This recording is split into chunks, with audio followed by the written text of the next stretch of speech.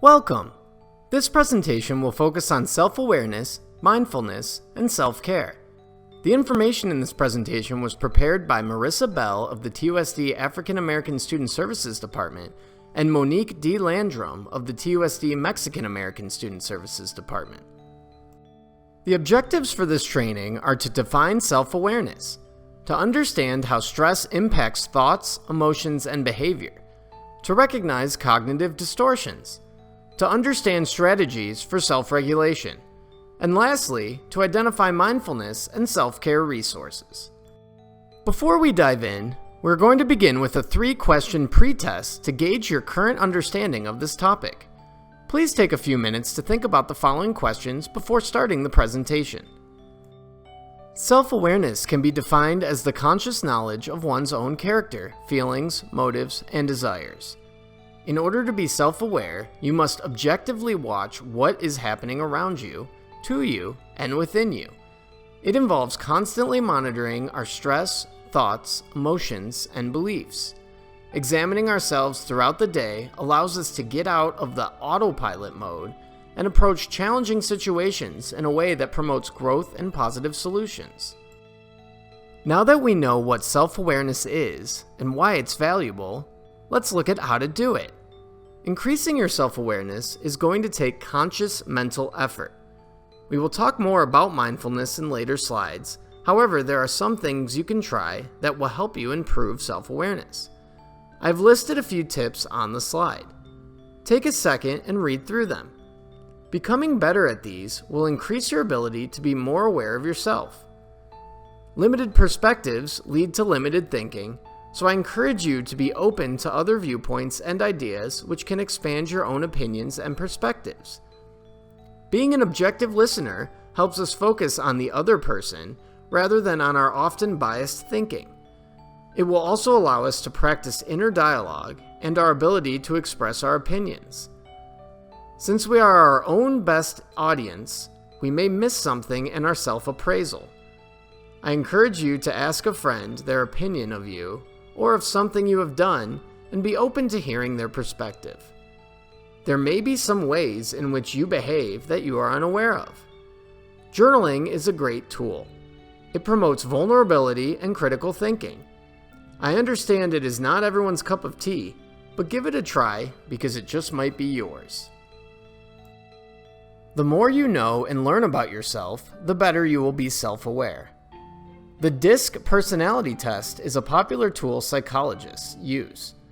Please review the DISC personality types to determine which one most accurately describes you. In this activity, you will learn or confirm aspects of your personality that affect thinking patterns and behavior. Be open and honest and truly reflect on your strengths and weaknesses. The cognitive triangle aims to reveal the connection between our thoughts, emotions, and behavior and how they influence each other. For example, if we are feeling sad, which is an emotion, we might have thoughts like we are worthless, which is a cognition, and in turn do behaviors like staying in bed all day. CBT work focuses on challenging and changing unhelpful thought patterns and behaviors, improving emotional regulation, and developing coping skills that will improve mental health. Those who use this intervention learn how to deal with their thoughts, emotions, and behavior in a healthy manner. Click the link to a fillable PDF form in which you can use the cognitive triangle yourself and discover how your thoughts influence your feelings, which in turn influence your behavior.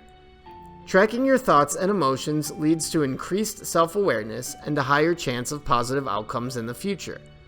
The link is provided in the description of this video on YouTube. Cognitive distortions are biased perspectives and patterns of thinking we tend to take on. They are irrational or inaccurate thoughts and beliefs that we unknowingly reinforce over time. They are often subtle and difficult to recognize as they can be a regular feature of your day-to-day thoughts. It is hard to change something you don't recognize, which is why self-awareness is so crucial. Studies have shown that when cognitive distortions abound, symptoms of depression and anxiety are likely to occur as well. In the next couple of slides, we will look at the most common types of cognitive distortions, which are common thought processes we might have all had at one time or another. The first cognitive distortion we will look at is called all or nothing thinking, aka black and white thinking, when you see things in terms of extremes and you're unwilling to see shades of gray. In other words, you see something as either good or bad, and there is no in between. You focus either solely on the negative or solely on the positive. The second cognitive distortion is called overgeneralization, which is taking one instance or example and generalizing it in an overall pattern. An example of this would be a student may receive an F on one test, and you conclude that she will fail at all tests. The next cognitive distortion is called disqualifying the positive. It acknowledges positive experiences, but rejects them instead of embracing them. For example, a person who receives a positive review at work might reject the idea that they are a competent employee and attribute the positive review to something else. These are negative thought patterns. The last cognitive distortion on this slide is called jumping to conclusions. It is the tendency to make conclusions and predictions based on little to no evidence, but holding them as truth.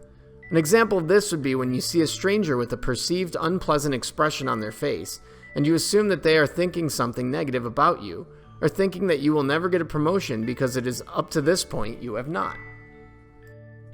Mind reading is the belief that you know what someone else is thinking or feeling without having all of the information.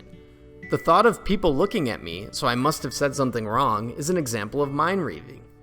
Catastrophizing is making a big deal out of something small, or making something that is a minor issue seem like it is the worst thing ever. The thought, I made a mistake on this presentation, so now the whole thing is ruined, is an example of catastrophizing. Emotional reasoning is the assumption that because we feel a certain way, our thoughts must be true. The thought, I feel like I'm bad at my job, so I must be a bad teacher, is an example of emotional reasoning. And labeling is the act of assigning labels to ourselves. It is an assumption that we understand a person's character without having all of the information. The thought, I'm completely useless, and that kid must come from a broken family are examples of labeling. These are common examples of the cognitive distortions we just reviewed. Can you resonate with any of them? I'm sure you've all heard the phrase, we become what we think about. Well, there's actually some truth and practical application in that statement. We definitely feel what we think about, going back to the cognitive triangle, so logically speaking, if we are thinking in an overly pessimistic or negative manner, then we are going to become depressed. Thinking that is dominated by cognitive distortions can result in self-esteem crushing feelings of despair, failure, anger, frustration, hopelessness, resentment, and anxiety that, if left unchecked, can lead to a high degree of dissatisfaction in life. Once we become aware of our own distortions, we can start to challenge them by examining the evidence and countering negative statements about ourselves and others. The term cognition refers to our thoughts. Our thoughts are the internal processes we use to interpret situations and give meaning to our experiences. Generally, this is a good thing. However, it's not uncommon to fall into the habit of only considering certain types of information during periods of high stress and high emotion. Relying on selective, false, or inaccurate information, unhelpful thinking patterns, when interpreting situations is the foundation of cognitive distortions. Awareness is the key to stopping cognitive distortions. If we can recognize when our minds are relying on unhelpful thinking patterns, then we can change the trajectory by challenging those biased perspectives. In the following slides, you will be presented with practice scenarios to help strengthen your awareness of cognitive distortions. As you read each of the scenarios, imagine that you are the person who is being described. For each scenario, select one or more answers that indicate the cognitive distortions that are contained within each thought. Scenario A. You have put off grading tests for your first period class. Each day, when you try to get to it, the tests seem so tedious that you get distracted with scrolling through social media instead. You begin to feel overwhelmed and guilty. You are thinking the following: I'm so useless right now. I will never get this done. This will take forever, and these tests are not going to make much of a difference to the overall grades anyway. Your thinking errors include which of the following? A. Jumping to conclusions or mind reading. B. Overgeneralization. C. Labeling. Or D. Emotional reasoning. Pause the presentation as you consider your responses. Scenario B. You've had a long, stressful week, and you make plans to meet up with a good friend after work. Your friend calls you at the last minute to cancel because of an illness. You feel sad and disappointed because you think, this literally always happens. What am I doing wrong? Your thinking errors include which of the following? A. All or nothing thinking. B. Jumping to conclusions or mind reading. C. Labeling. And D. Overgeneralization. Pause the presentation as you consider your responses. How'd you do? Were there some cognitive distortions that were easier to identify than others? If you're able to recognize at least one cognitive distortion, then that's a good start. When you're able to recognize harmful thinking patterns, you can challenge the biased perceptions that lead to negative emotions. The process of challenging cognitive distortions can be recalled by remembering the acronym ACE. The first step in challenging unhelpful thoughts is awareness. Think about the list of cognitive distortions that we reviewed earlier in the presentation. Which of those unhelpful thinking styles are present when you are upset or under high amounts of stress? If you can recognize them, then you can change them by considering, what are more helpful ways I can view this situation? The second step is to challenge your initial thoughts and interpretations. Consider, is my assessment of this situation true? How do I know it's true? Consider what if the opposite of my initial thought is equally as likely to explain what's going on.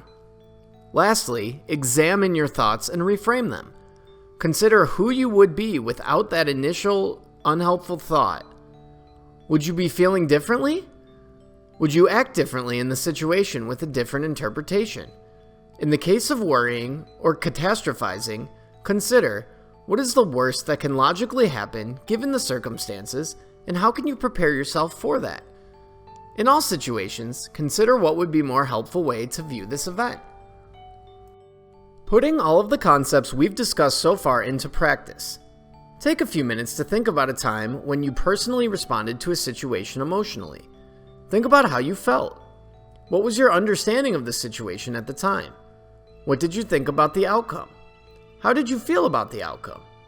Pause the presentation and challenge any unhelpful thoughts or negative feelings that you can remember using the ACE acronym. Reflect on how thinking about the situation from different perspectives impacts your assessment of the event. Up until now, we have discussed methods for recognizing and challenging cognitive distortions. This is important because when our inner unhelpful thoughts are unmanaged, they lead to negative feelings and behaviors. Mindfulness and self-care are two very important steps in this process. In the moment, it is extremely difficult to internally assess our thoughts and feelings when our emotions override our logical thinking processes. This is where mindfulness can help to keep our logical minds engaged during times of high emotion or high stress. The foundation of mindfulness is check in with yourself. Think about your energy levels and about your mood. If your energy and mood are low, that is cue to use mindfulness strategies such as deep breathing, progressive muscle relaxations, or grounding exercises to regulation to your internal states. Sometimes it's helpful to change up your environment, for example, taking a walk or a short break, to remove yourself from the stressors for long enough to get clarity. More detailed information about these strategies are included in the resources slide, which is coming up soon. Self-care. Different types of therapeutic lifestyle changes can significantly impact our capacity to handle stress. Getting enough sleep, eating healthy, and getting exercise are essential as these things are mood regulators. For example, think about how good your patience is when you've had a full night of sleep compared to your patience when you've only slept a couple of hours. Scheduling time for yourself to decompress, relax, and do things you enjoy is an important element of self-care. Scheduling time to take care of you. Be mindful of the way that you speak to yourself to ensure that you are lifting yourself up in times of stress instead of putting yourself down. This slide includes resources for you to continue to learn about and practice the concepts discussed in today's training. As staff and teachers, we have the opportunity to co-regulate with our students and model all of these strategies to think positive, regulate emotions, and look at situations objectively. Any tools learned today can also be shared with students to help them learn to attend to their own social-emotional health. Thank you for participating in this self-paced training. Please continue on to the quiz to complete this course.